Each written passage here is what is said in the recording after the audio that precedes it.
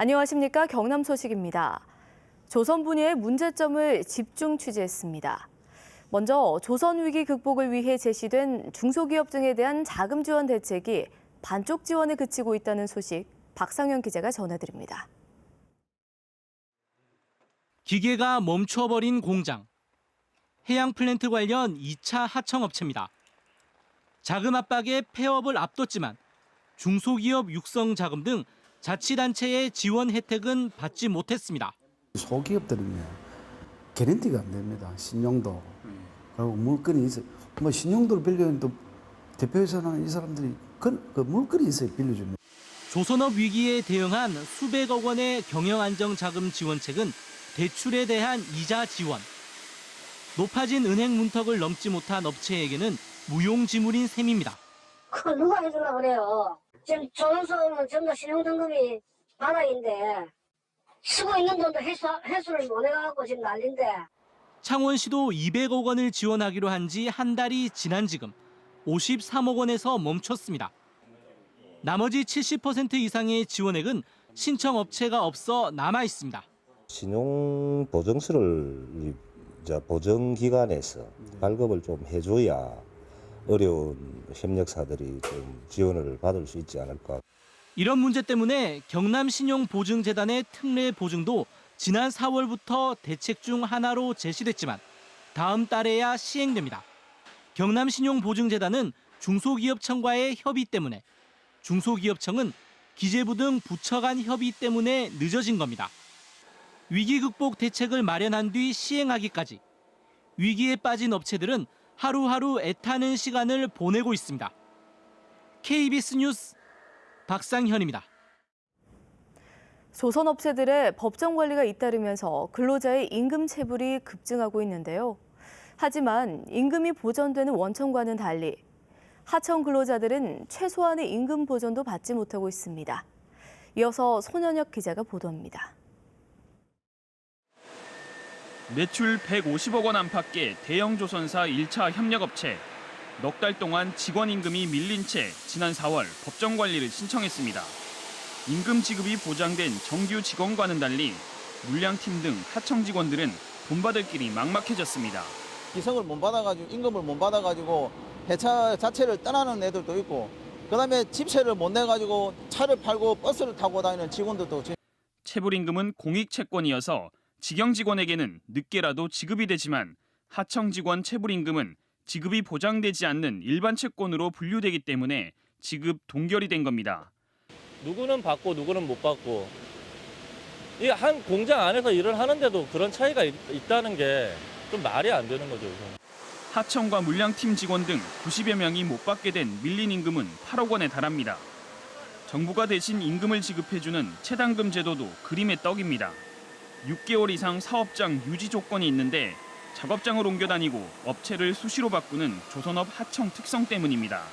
그 사용자가 법인이면 법인 자체, 개인이면 개인 자체를 기준으로 하는 것이지 그 근무 장소를 기준으로 그렇게 구별하거나 그런 거는 전례는 없기 때문에 이렇게 행정해석을 제시하는 건 좀 부당하다고 생각이 되고요. 올 들어 지난달까지 거제 통영 고성 지역 체불 임금액은 153억 원, 지난해보다 83.5% 급증했습니다. 하청 직원 임금도 보전할 수 있는 장치가 마련돼야 한다는 지적이 일고 있습니다. KBS 뉴스 손원혁입니다. 삼성중공업 노동자협의회가 사측의 구조조정안에 반발해 오늘 파업 찬반 투표에 들어갑니다. 파업 찬반 투표에는 노동자협의회 소속 근로자 6천여 명이 참가합니다. 노동자협의회는 오늘 회사 정문을 봉쇄한 뒤 투표가 끝나면 해제할 예정입니다. 노협은 그러나 이번 투표에서 파업 지지로 결론이 나더라도 곧바로 파업에 돌입하지는 않을 전망입니다. 부산 북부경찰서는 필로폰을 투약하고 환각 상태에서 통근버스를 운전한 50살 하모 씨를 마약류관리법 위반 혐의로 구속했습니다. 하 씨는 경찰 조사에서 전세버스 회사 소속 운전기사로 필로폰을 투약해 환각 상태에서 통영과 거제로 오가는 조선소 통근버스를 운전했다고 진술한 것으로 알려졌습니다. 함안에서 깨지거나 출처를 알 수 없는 불량 달걀을 판매한 업자가 식품의약품안전처 단속에 적발됐습니다. 식약처는 함안 농원이 깨진 달걀을 하동의 한 식당에 공급하고 유통기한과 생산자 등을 표시하지 않은 채 계란 도매상에게 판매하다 적발됐다고 밝혔습니다. 식약처는 하만농원과 이를 식재료로 사용한 식당 등 경남 지역의 3곳을 포함해 모두 6곳을 고발 조치했습니다. 한국수력원자력이 국제원자력기구의 지침을 무시한 채 신고리 5, 6호기 건설을 강행한 것으로 드러났습니다. 여야 국회의원들은 신고리 5, 6호기 위험성을 재검증하겠다고 나섰습니다. 최재훈 기자가 취재했습니다. 후쿠시마 원전 사고가 남긴 교훈 중 하나는 여러 개의 원전이 몰려 있을 경우 위험성은 더 커진다는 겁니다. 그로부터 1년 뒤인 2012년 IAEA 국제원자력기구는 이에 대한 새 지침을 마련했습니다. 원전 밀집 지역에 새 원전을 건설할 때는 기존 원전의 안전에 영향을 미칠 수 있는 모든 위험 가능성을 고려해야 한다는 내용입니다.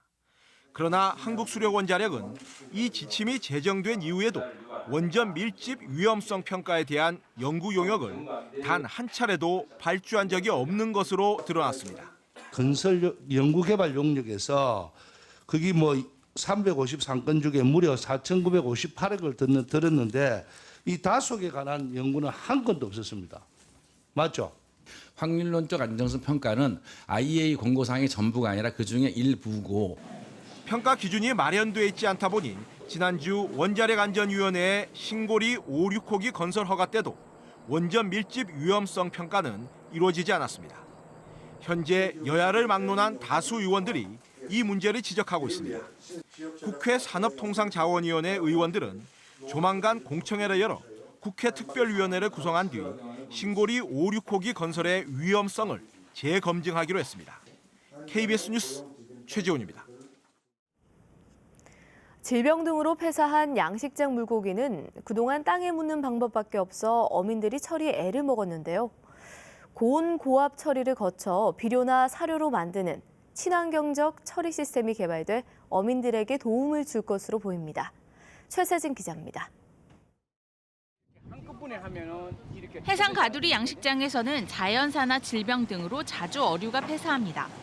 이 같은 폐사 어류는 소각이나 매몰 처리를 해야 하지만 절반 정도는 무단 투기가 되는 것으로 파악되고 있습니다. 육지에 갖다 묻으려면은 힘들고 또 이 물이 빠지면 그까지 또 위에까지 들고 올라가려면 힘드니까 비용도 들고. 가두리 양식장의 폐사 어류를 친환경적으로 처리할 수 있는 처리 시스템이 공개됐습니다.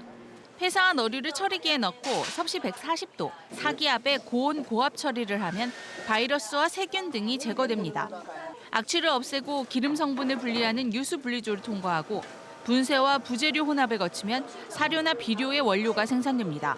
가축 분뇨는 다 발효돼서 썩어서 나오는 거지 않습니까? 이거는 인이 굉장히 많습니다. 훨씬 더 많은 유기물과 좋은 성분의 퇴비가 가지고 있습니다. 지난해 이 장비를 처음 개발한 수상과학원은 올해는 처리 용량을 2배 이상 확대하고 악취 제거와 폐수 정화 기능을 추가로 설치했습니다.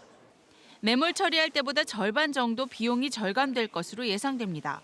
폐사체로 인한 그 질병의 2차 오염을 또 막을 수가 있고 폐사체로 인한 또 수소 환경 오염을 줄이고 깨끗한 청정 해역 조성에 보탬이. 수상과학원은 이번 시스템을 거제와 하동의 가두리 양식장에서 6개월 동안 시범 적용할 계획입니다.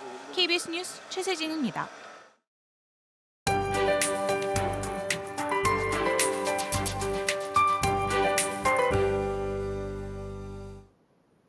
오늘은 다시 장맛비 예보가 들어와 있습니다. 남해안을 시작으로 오늘 밤부터 지나겠고 내일 아침 중엔 대부분 그치겠습니다.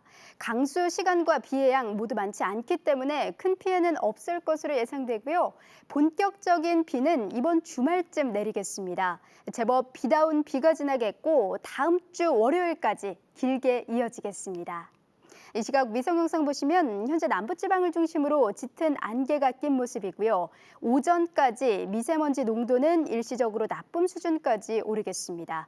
호흡기 관련 질환에 주의하셔야겠습니다. 현재 기온 살펴보면 창원 19도, 창녕과 함안 18도를 가리키면서 선선하게 출발하고요. 낮 최고 기온은 밀양 27도, 김해 26도, 창원은 25도로 예년 수준을 유지하겠습니다. 서부 지역도 초여름 더위가 예상됩니다. 진주 18도, 사천 19도를 가리키는 가운데 낮 기온은 산청 26도, 함양과 거창 27도로 예상됩니다. 바다의 물결은 최고 2m로 일겠고 남해상을 중심으론 돌풍을 동반한 천둥, 번개가 치겠습니다. 기상정보였습니다. 거제시가 다음 달 1일부터 장마철 하천으로 폐수를 무단 방류하는 등 환경오염 행위에 대한 특별 단속을 실시합니다. 제8회 통영 연극예술축제가 다음 달 8일부터 17일까지 통영에서 개최됩니다. 남해군은 겨울철 시금치 농가의 일손 부족을 해결하기 위해 사업비 1억여 원을 들여 시금치 재배 농기계를 지원합니다. 거창군이 퇴행성 관절염으로 고통을 겪는 저소득층 노인들을 대상으로 무릎과 고관절의 인공관절 수술비를 지원합니다. 경상남도는 자금난을 겪고 있는 조선업 관련 기업을 대상으로 다음 달 1일부터 총 1,000억 원 규모의 맞춤형 투트랙 특례 보증을 지원한다고 밝혔습니다. 경남도는 조선사 협력 기업 가운데 신용보증기금과 기술보증기금의 보증 잔액이 없는 기업이나 조선사와 하도급 계약을 체결하고 수주 잔량을 보유하고 있는 기업을 대상으로 2억 원 한도 보증 지원하기로 했습니다. 또 구조조정 대상 기업이 있는 창원과 통영, 거제, 고성의 중소기업으로 개인 신용 등급 7등급 이상이 대상이며 지원 한도는 5천만 원입니다. 상해 임시정부에 독립운동 자금을 지원하던 함양군 백전면 화가원에 대해 국가 사적지 지정이 추진됩니다. 함양군은 사업비 6천만 원을 들여 함양 화가원의 국가 사적 지정을 위한 기본 연구 용역을 진행하고 올해 말 이 결과를 바탕으로 문화재청과 사적 지정을 협의할 계획입니다. 창원시가 다음 달 1일 후반기 의장단을 선출합니다. 새누리당에서는 의장과 부의장 후보로 각각 노판식 의원과 김우도 의원이 선출됐고 야당에서는 김하용 의원과 김종대 의원이 각각 의장과 부의장 후보로 나섭니다. 또 5개 상임위원회도 여야 후보군이 확정돼 다음 달 1일 임시회에서 마무리됩니다. 한국무역협회 경남본부가 브렉시트가 경남 수출에 미치는 영향은 제한적일 것이라고 전망했습니다. 경남무역협회는 한 EU FTA 특혜 관세는 유럽연합 탈퇴 2년의 유예 기간 동안 영국과의 교역에서 그대로 적용된다며 이같이 밝혔습니다. 지난해 경남의 영국 수출은 13억 8천만 달러로 경남 전체의 3%를 차지해 크지 않다고 덧붙였습니다. KBS 창원이 제기한 마산 가포고등학교 앞 공장터 일부의 임대 논란과 관련해 창원시가 대책 마련에 나섰습니다. 창원시는 해당 업체가 분양받은 공장터를 임대하는 것은 가포 배후 부지 조성 목적에도 맞지 않고 보조금 지원 기준에도 어긋난다며 임대를 하지 말 것을 지시했다고 밝혔습니다. 또 해당 업체가 임대를 강행할 경우 지급된 보조금 6억 8천만 원을 환수할 계획이라고 설명했습니다. KBS 뉴스를 마칩니다. 고맙습니다.